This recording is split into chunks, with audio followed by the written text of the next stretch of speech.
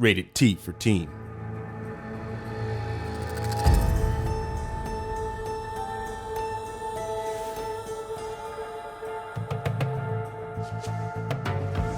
Hello and welcome to GAIA Cast, a spoiler-filled deep dive podcast into the world of Horizon from the team here at Guerrilla.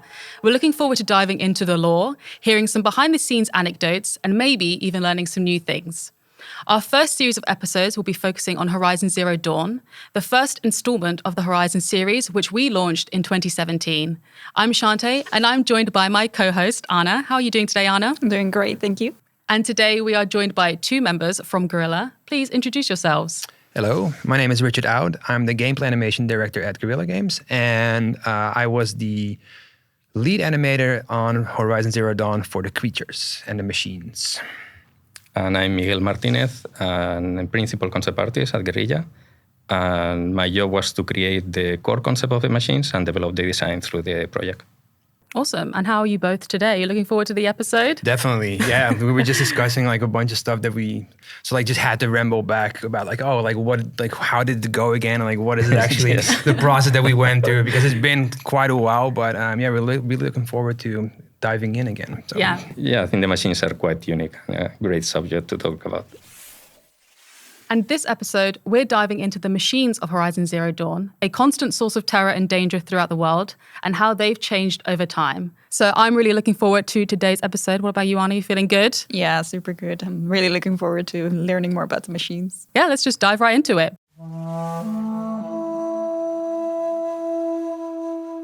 Well, I think we should start with a relatively easy question, I hope. What was your favorite machine from Horizon Zero Dawn to work on?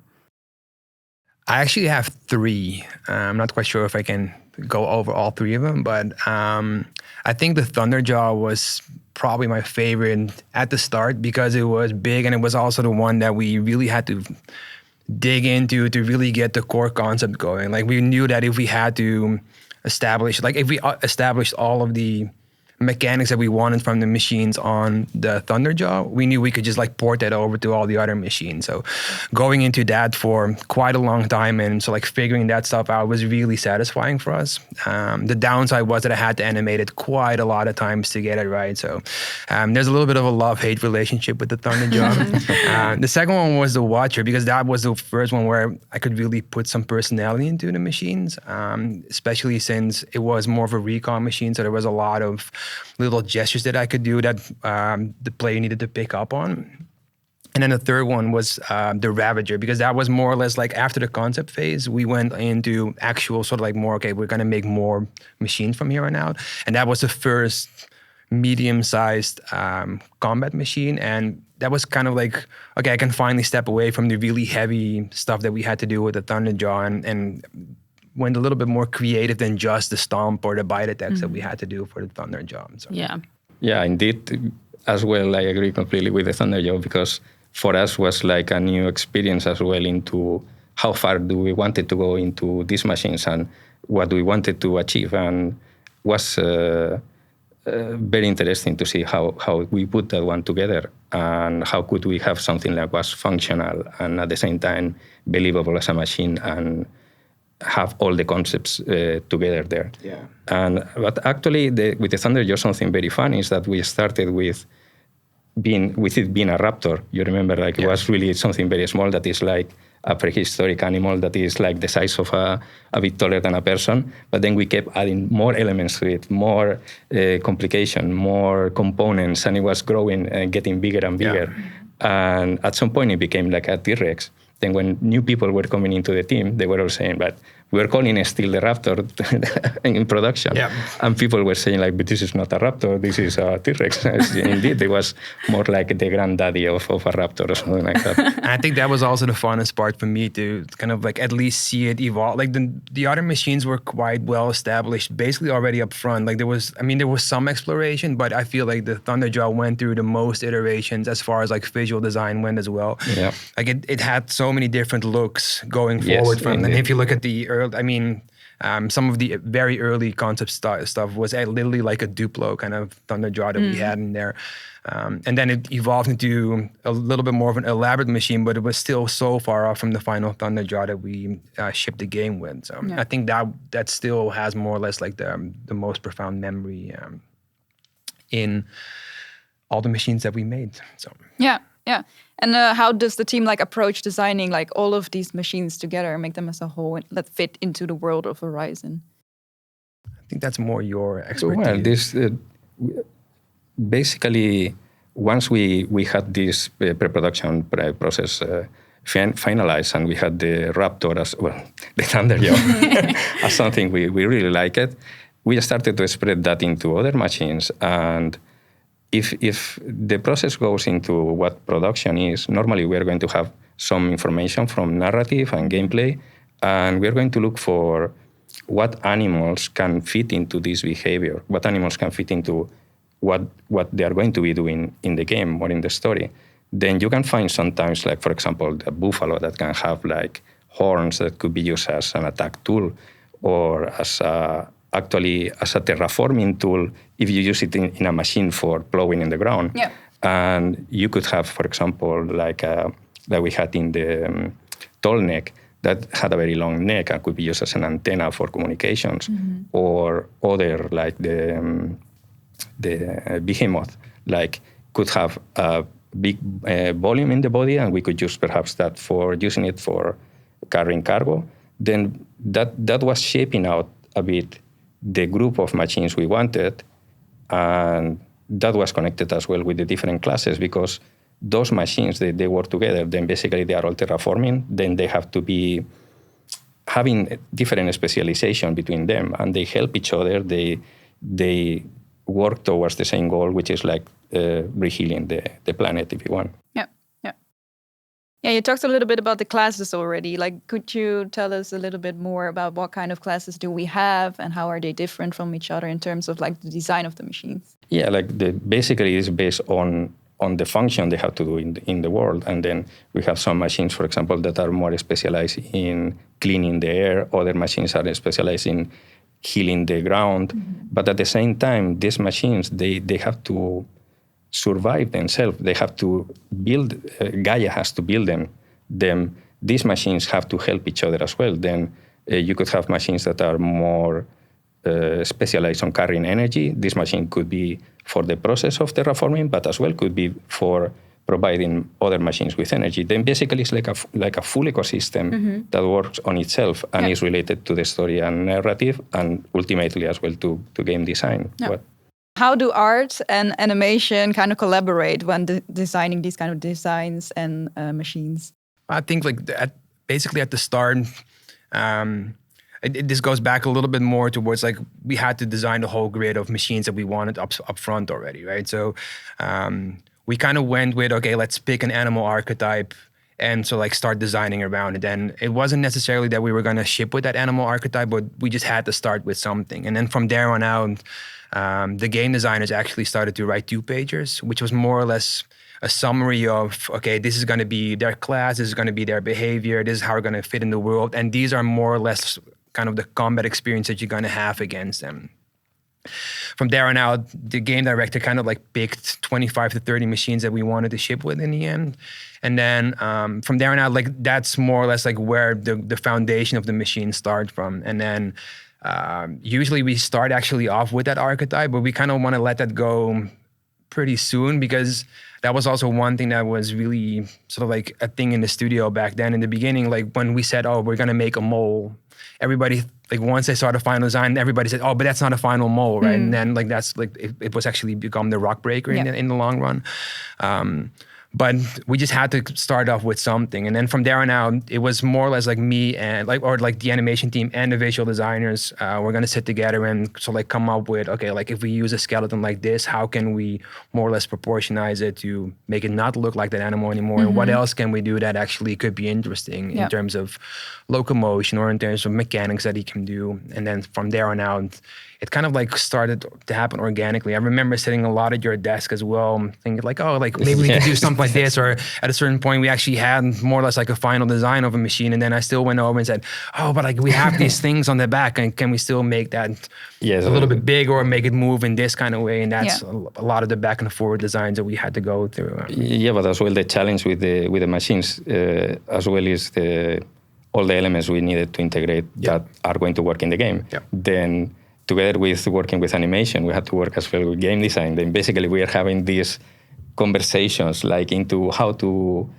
add so many components, how to add all the elements we need there and still make it work. But indeed, from the animation point of view, when we work in the concept, we are going to at the same time to work on everything together. It's like we cannot just make a shape and that's it.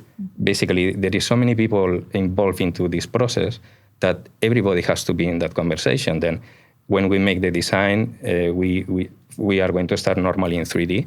Then we are already testing there. You know, like first we start testing how are the articulations, if they are going to have enough range, if they are going to be later providing the movement you are going to need. But of course, until that is not tested by rig it and tested, we don't know.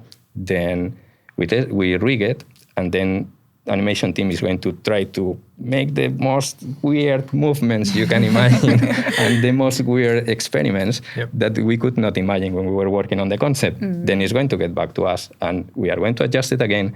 At the same time, game design is going to come with more components, like other things. Oh, but how can we add this now? It's not possible.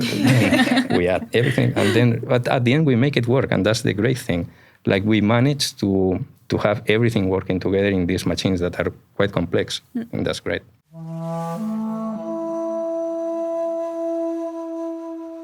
How do the art and animation teams collaborate with narrative, especially when we see the Chariot line, for example, the Horus machine, which we don't actually see move in the game. But I imagine when you're designing it, you're kind of thinking, oh, how will that move? What will it do? Can you take us through that process? Indeed, that one is very interesting because indeed you don't see it moving in the game, but all the functionality is there. It's just that it's not active. And that happens with so many machines. Like when we do the concept, we go very deep into what the machine could do. Even we have like a cargo machine that is carrying something. We are going to think how that cargo can be deployed, how can we transfer to other machines, what types of cargo can carry. There's so much more work that is done there that later is not going to be seen. Then the case of the Horus is something like that. All that thinking is there. We may have done paintings, we must have done illustrations, but you don't see it. Then if we had to have that thing working on the game, then for sure it has to go to all the prototyping that all the other machines have as well. Like it has to be rigged and tested, and that motion has to be tested basically if it works in the terrain. Because when you work in the concept, you make an illustration. Sometimes, normally we work in 3D, but sometimes you just illustrate something with an image that can sell the idea. But of course, if it's motion, has to be seen how that thing is going to work.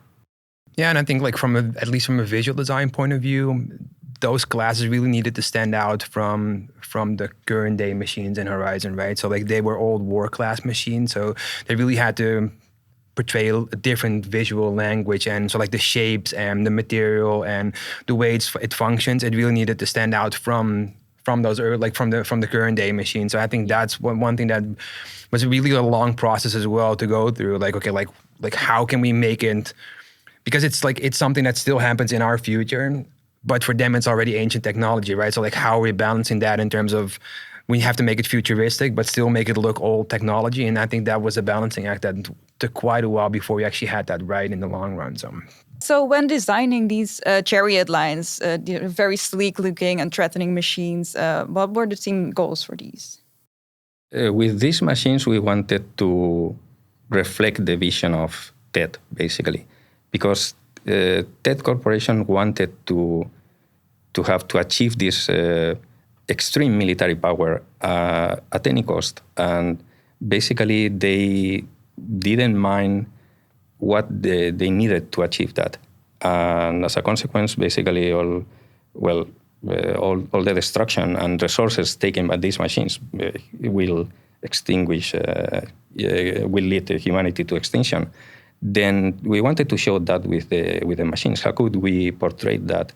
And to make them a bit in the other side of the GAIA's machines. Basically, we have like a yin-yang relationship, if you want. We wanted to connect them more with insects or spiders that is a bit farther from humans, that could be reptilians or mammals on the other groups. And we wanted to make them really threatening on that way. Yeah.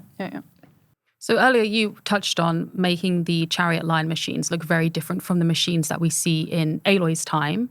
When you're designing the machines, do you think about the materials that would be available at that time, like how they would appear? You know, we're looking at metal from the Chariot lines and we think, oh yeah, that looks recognizable. Is that something that you Absolutely. Incorporate as well? Because especially with these machines, we wanted to showcase somehow that they are not that far from this time. Then we wanted to have elements there that people can recognize, and that they are used in current armies or military machines you could see. Yeah. Even the paints and the coatings we are using are based sometimes in anti-radar detection or against electromagnetic pulses. And yeah, basically all these elements help to have those machines closer to us than the group of machines that GAIA is building later. So how did the animation team, like kind of make these Pharaoh machines move or approach those? I think the biggest thing for us is like, okay, we established quite a animalistic kind of movement in the current day machines. So we really needed to steer back away from that, and then start looking for like a visual language there that kind of like emphasize or amplify the looks of the machines. And then for us, like the thing that we really wanted to go for is like was the more robotic kind of machine, like the robotic kind of movement. But so like grabbing back to our very old prototypes on the current day machines in Horizon, we tried to animate those very robotic as well, and that wasn't really working out because it was looking too much like a bug, like things weren't moving correctly and you couldn't really sort of like connect with the machines. But for those machines, we really started to look at more machinery like they use in car factories, for example, where it's still smooth, but they sort of like lack a anticipation and settle in their movement. So they have like very sudden kind of motion. So like normally like when we move, like we have ease in and ease out in our motion because we have to store energy, like bring something into motion. Yeah. Where the machines in car factories, for example, they don't have that. They instantly start going because everything is with pneumatics, like with the cylinders, etc. So we started to look at a lot of those kind of machines to incorporate into the motion of the Deathbringer and the Corruptor, basically. So, and then for the Corruptor itself, it was a little bit different because that machine was going to be very agile. And indeed, like that's when we started to grab more into insect kind of motion, like spiders, etc., which is also something that's very far away from the current day machines that we have in Horizon, which are a lot more mammal-like and so like quadruped, etc. kind of motion. So something to very much distinct them from the current day machines. How did the team settle on just choosing 3 Chariot line machines? Because in comparison, you know, GAIA's time, there are so many more. But when Ted made his machines, he only chose a very scary 3. How did you guys decide on that? Well, from the concept point of view, we wanted to show this as a military hierarchy, if you want. Then we thought that could be interesting as well to connect it with insects in the way we have a hive and then we have like medium bosses, if you want. Then how these machines are organized is like the Horus is the hive where they are created. And then you have the Deathbringer and the plague machines that are connected to this one. The Deathbringer is kind of the lead in those small groups. Then we approach it for us as in the concept side as something more like showing a military tactical group, if you want. In your opinion, you know, when you're going through development, which machine was the most difficult for you both to work on, to create? I think like to be fair, like the Deathbringer was a really hard one to get right in the long run. I knew you were going to say I mean, visually it had a really long track before we actually nailed down that look. I think like we had one concept artist working on it for literally like a year before we had it more or less like, okay, this is kind of the direction that we wanted. And remember that the game design had a different perspective on it than visual design as well. From a visual design point of view, things moved still quite fast, where the game designers really wanted those things to be slow and very clunky, basically. So it took quite a while before that balance was in there. And then, especially with the Deathbringer, that thing was actually ended up being too slow. So we really had to cut some corners, and especially like once we had it more or less developed and people were playtesting against it, it was actually becoming quite boring for such a high bus level kind of machine and like the end. So it also gave us a lot of creative solutions because of the whole thing. Oh, like it's too slow. They actually started designing their boss battles around the fact that it was too slow. So like we had a couple of them that got stuck in the ground, so it actually couldn't move at all, and then we had to close down the narrow playability of the range that the player could actually run around in. And then even in the end, like the actual final battle against the Deathbringer, that corridor got quite narrow just so it could more or less stick with Aloy as she was fighting against the Deathbringer. But I think that was, at least from our point of view, was the hardest one to get right because they always needed more speed, and then we couldn't actually give it more speed. And then we had to cut some corners as far as like, because I remember one attack where it actually had to use its boosters on its back to actually start boosting forward and start sliding, but then it just looked like a really big thing that was on ice skates. And like, yeah, this doesn't look good either. So how are we going to solve this in the long run? And I think that was really the tough balancing act. So. Yeah, definitely. But this was very interesting because we had indeed those constraints with the speed this machine could move and what it could do. It was kind of a big platform over legs, but it was kind of standing on the same point. Then for us, from the point of view of the concept, we approach it a bit like a surprise box, like something that is in front of you, but is constantly going to be changing, adding new elements that are appearing from different parts, different components, different weapons, and you were not knowing what to expect from it. And I think that was great in terms of working for it, because it was a complete different approach from the other machines. And yeah, to make all the components work, that was very tricky. Yeah, it was a really fine balancing act in the long run. But then again, like I think it actually worked out. And also, like I said, because of those constraints, we got a lot of creative solutions out of it. And then a lot of the nice range attacks that we actually could do with it and actually helped with limiting the speed on him. And those kind of things were really awesome in the long run once we saw it finally coming together. But it just took a lot of sleepless nights and a lot of headaches before we got there. But sometimes it's the best, don't you think so? Like when you have these machines that are really challenging, that sometimes they come to you with things that you think like, this is not possible, this is not going to work, how are we going to make this? And at the end, those machines, sometimes they become the best ones because you have to really think out of the box, and I think it's great.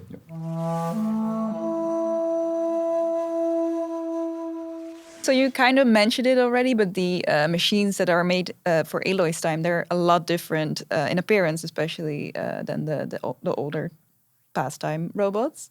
Is it meant to reflect Elizabeth and Gaia's influence, or is it more to fit into the world of Horizon, the overgrown nature? And both things, I think, because these machines were, as we were mentioning before, like in the opposite side of the Deathbringer side, let's say. Then we wanted them to be rebuilding the world. We wanted them to be healing the earth. Then the first thing for us, thinking on these machines, is how to achieve all those processes of healing in a way that is working in that direction. Because, for example, imagine we were thinking, okay, we have these machines that they are going to be reproducing themselves. Gaia is going to be building these machines. Then they have to have plastic parts or what? Because if they have plastic parts, these plastics have to be built from petrol, from oil. Then that was a bit going against all this process of healing the earth. Then we were thinking and researching quite a long time about how to have those processes actually working in this direction of healing. And we found actually that we have things that are in research these days, that you can produce resins, plastics coming from plants, from algae. You can have different sources of energy that are much cleaner than we have now. And we were trying to integrate all that in the machines. Then after we had all these material and technology research, we were thinking how these machines could be looking. And because you have animals, like they are basically an ecosystem that is working already with nature, we were thinking like, okay, these machines actually would make sense if they are part of that ecosystem, if they are merging with nature in the same way that animals do. And that was basically connecting all those things together that makes how the machines looks for that group. Yeah, it makes them look very believable in the world. Yeah, as well, we wanted that the process, because when we were researching these terraforming processes, we wanted that the machine is showing actually how it's doing that terraforming process. And we went quite far into that. Actually, in the game, you can see a part of it, but some machines, they really go deep into the process, like how they get the, for example, ground from the soil from the ground, and what elements do they use into transforming that into another component, for example, the biofuel. We were researching all those tracks, and it was very interesting. Yeah. We learned many things like, oh, this is interesting, and actually this can be done this way. It's like, oh, we should show it. Yeah. And we will love to show it in more detail, but sometimes it was going too far into, but it's there. It's like the Horus machine that has things that are implemented there but not active, then it's a bit in all the machines. Yeah, so you're touching on it a bit already, but when it came to designing the machines that have all these different components, how did you guys approach designing it and making it look like it moves fluid in the world? Yes, like when we start with a design, we are going to take it as a mechanical design, basically. Then we are going to start with the anatomy of an animal, and we take the bones as a frame that is rigid. And then we are going to study the anatomy, and we look into what spaces do we have there, what volumes do we have in that animal. Of course, it doesn't have to be that animal, but we start with a base. Yeah. And we look into all the components and everything we need to be there, and where can we place it? Has to be there, can be in another place. We see what is flexible, what is not flexible, what is rigid, and we treat it as a machine. And the good thing, I think, in what we do is what Richard was mentioning before, is that we don't really take one animal and we produce it one-on-one. We are going to be making a twist into how to use the best of that animal into what we wanted this animal to be doing in the game. Yeah. It can be the function, can be the behavior, can be many things. And that twist, I think, is what makes the Horizon machines unique, something different. Yeah, definitely. Yeah, especially the thing that I enjoyed the most was literally when we took the base and started stretching it, or started to play with the proportions. Size was a really big factor as well. Like, we always wanted something to be bigger than the normal, just so it gave that nice contrast with what the actual counterpart in real life actually looked like and moved like. And then also for us, we really started to, even though that was the base, we always had to try to find a different approach to it. So we always started looking outside the box and thinking like what else could be cool on this machine, or like what else will work as far as like motion, as far as like attacks or basic functionality, etc. And then we really tried to implement that in there as well. All right. So for your research for these kind of movements and designs, like, did you consult any professionals for these? Or? So there's just like hours and hours of nature shows of watching that we had to, like, that's something that we really started off with in the beginning. Like, I actually never animated a quadruped before. So one of the things that I went into was I did an animals and creatures course at an online training school. Basically just like learned all the tricks and trades of how to animate quadrupeds, how to deal with the rigs, how to approach the workflow, etc. But then also, like, internally at Guerrilla, we consulted a couple of experts, and I think the one that really stands out to me was Stuart Zamita. So he's a really famous paleontologist, and he consults a lot with movies and with games in general. So he did a whole lot of lectures at Disney, for example, and DreamWorks. Always when they start a new movie, he always comes in and really starts do a breakdown of the animals that they're going to work on. So, and we actually had him for, I think, like 3 days in a row. And he basically gave us this crash course in animal anatomy. And I think that was a really big eye-opener for us as well.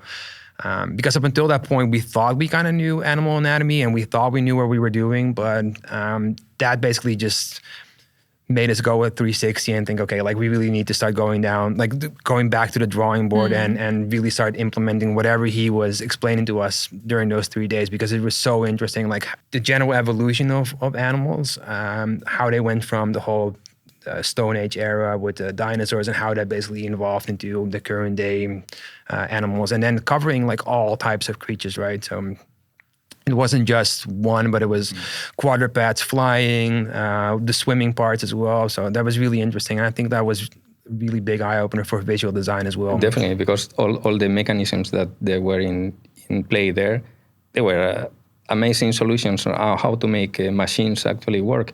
Like for me, when we were looking at it first, we were looking at animals, as you say, more like an overall kind of look. But when you go a bit deeper into how many concepts are behind, like why their shapes are like that, why evolve in that way, how they adapt to what they have to do. That was great and had a very big influence in the way we think in the designs, and definitely was. Yeah, and even simple tricks. So like think the difference between carnivores and herbivores, for example, exactly, right? Like that kind of stuff is really interesting. And like now I can instantly recognize like a herbivore, for example, because they always have that barrel-shaped body, which is also why we can actually ride them as humans, where you would actually never be able to ride a carnivore because they're very thin, they have a very flexible spine, so you would instantly fall off as soon as you sit on top of them. They work more like a spring that are constantly changing shape. So that kind of stuff really helped us like deciding like, okay, like this is going to be something that Aloy can ride, for example, once she's going to hack, and like what kind of machine do we actually need for that kind of stuff. So like I really had to study these animals, the different kind of like nature that we actually had to get involved with. And then from there on out, it's just researching it. So every new machine, even if it's based on something or not, you just had to go into research and really figure out like what is it that we actually want from it, right? So a nice example, for example, was the bellowback. I really liked the bellowback is basically when we get it, we just like analyze it and think, okay, like what is it? Okay, we're dealing with a bipedal creature here, right? So then you start researching all kind of bipedal creatures. Think about kangaroos, chickens, like birds, etc.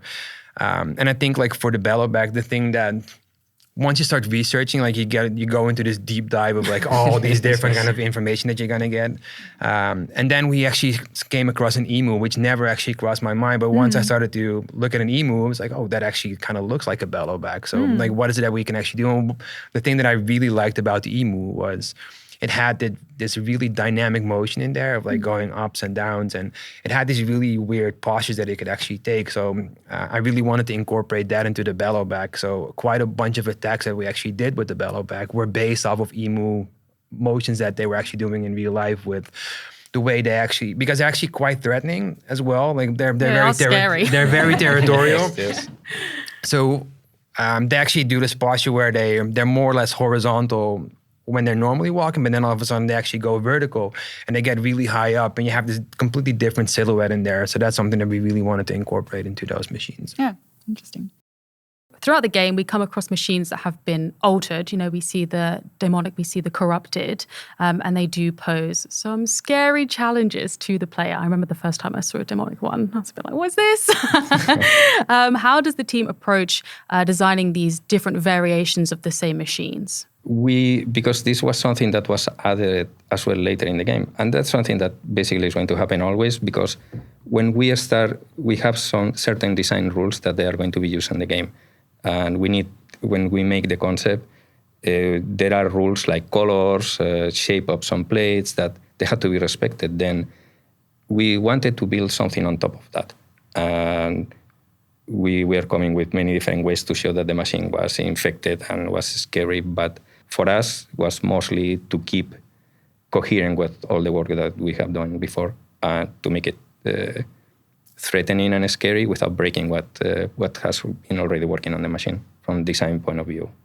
Like for me, looking at that from the outside, it was always kind of like a love-hate relationship with it as well, because like I always thought like it altered the look too much, and like the silhouette started to go away a little bit too much from the machine. But then once you actually fight it and you actually come across, it's like, oh, that actually does look really scary because it's so unrecognizable all of a sudden compared to the actual counterpart that isn't corrupted, for example, right? So during the Frozen Wilds, we actually come across our first human hunter killing machines, such as the Fireclaw, for example. And to our knowledge, we know that Hephaestus is still active, still alive via playing the Frozen Wilds. Will we see any more of these type of machines in the Forbidden West?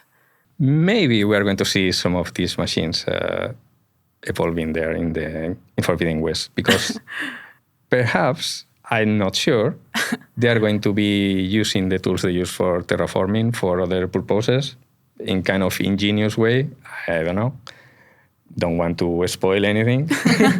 But it makes sense from a design point of view as well, from the way of in which Gaia is thinking, that these machines are basically using what they have at this point for the task of terraforming, but using it for the new purpose of combating against human. Perhaps it's going to be surprising the way in which they do it, let's say. Oh, I'm excited. It's not long to go now, actually. We are coming up to the end of today's episode. I hope you all enjoyed it. How did you find it? It was great. I hope that when people look at the machines now, they are going to stop a bit before engaging in combat with them and destroying all the work with it. The work. Yeah, it was great talking about the machines again. It was a lot of fun just like bringing up those old memories and indeed just hopefully getting a little bit more insight into the design process on these things, because it takes quite a while to actually get them out there. And then if you just run up and shoot them in the face, it's like, yeah, like there goes all the work that we put in. But yeah, it was really, really fun. Anna, how did you find it? Yeah, it was super great. I think I learned a lot again, so... And thank you so much for joining us today. Let us know what you thought on social media. You can find us on Twitter, Instagram, and YouTube. You can also use hashtag Horizon GaiaCast to supply us with any of your feedback. Make sure to tune into the last episode of this series, where we'll be taking a look at the threats and villains of Horizon Zero Dawn. We're looking forward to seeing you then. Until next time, goodbye.